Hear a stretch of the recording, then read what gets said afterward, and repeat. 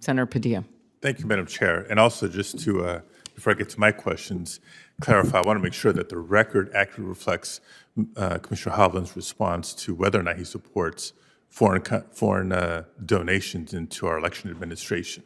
Without me interrupting, can you reiterate your answer for the record, please? I personally do not, though it is not in the purview of the election assistant. Thank you very much. And I just want to say hello again to all of you. Had a chance to not just talk, but visit with at NAS conferences, or even welcome you to California in my prior capacity as California Secretary of State. So a lot of timely issues to discuss.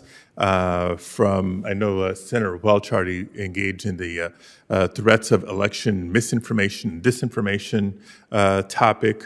We've referenced poll worker safety. I know the chair has been a leader in that regard, recruitment, retention, and security for volunteer poll workers, election staff at the state and local levels and beyond.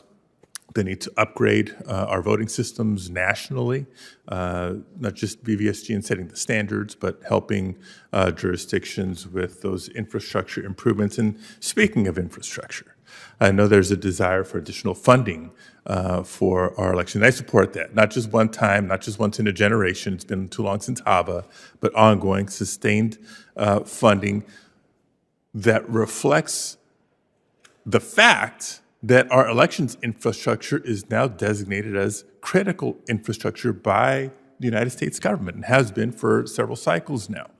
But I want to really focus my questions to the chair, Chair McCormick. You've claimed to have personally witnessed voter fraud and seen data supporting the assertion that voting fraud is threatening our elections. What data have you seen? It'd be great for you to share that with this committee. I believe there are several reports out there, Senator. I personally witnessed it while I was observing an election in Mississippi many years ago. That's not to say that fraud is a huge problem. I think it is probably pretty minimal, but I think it's important that we have accuracy and integrity in our elections. Okay. And when you witnessed it, was that reported? Was that prosecuted in any way? Yes, that was recorded by the Department of Justice in the observer reports, and I was with the observers from OPM who witnessed it. And it was part of a case in Mississippi, United States versus Ike Brown. Okay. Certainly hope folks were held accountable for that. Chair McCormick, do you view vote by mail as a secure method of voting?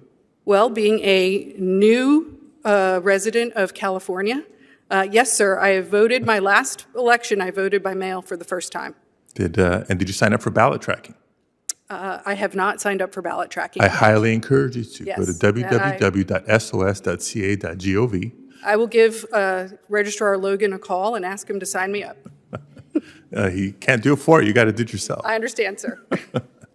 Do you view automatic voter registration as a safe method to increase registration and turnout? Sir, I think that is a good way to do it. However, I think we need to give a good option for people to opt out if they don't want to be automatically registered. There are groups in this country that do not want to vote, some religious groups and others. So I believe in automated registration. I think it's a good tool to register folks who haven't been registered previously and give them an opportunity to do that. And to the extent that it's been implemented in multiple states, I do believe that's the option. There's a significant difference in opt-in versus opt-out, but it's not mandatory voter registration, just like we don't have mandated Correct. voting. People do deserve the option. We highly encourage people who are eligible to register to maintain their registration record current and to vote in every single election. I just state this because I know there's a tremendous amount of research on this topic that points in the exact same direction. Voter fraud is exceedingly rare. This includes voter impersonation, mail-in ballots, and more. In fact, mail-in ballots are both secure and essential for secure elections that are as accessible to voters as possible. I hate to have to continue to raise this year after year, cycle after cycle, but the misinformation, disinformation about the integrity of elections, the integrity of election administrators, and elections workers continues to be under attack, and we need to take every opportunity we can to set the record straight. Thank you very much.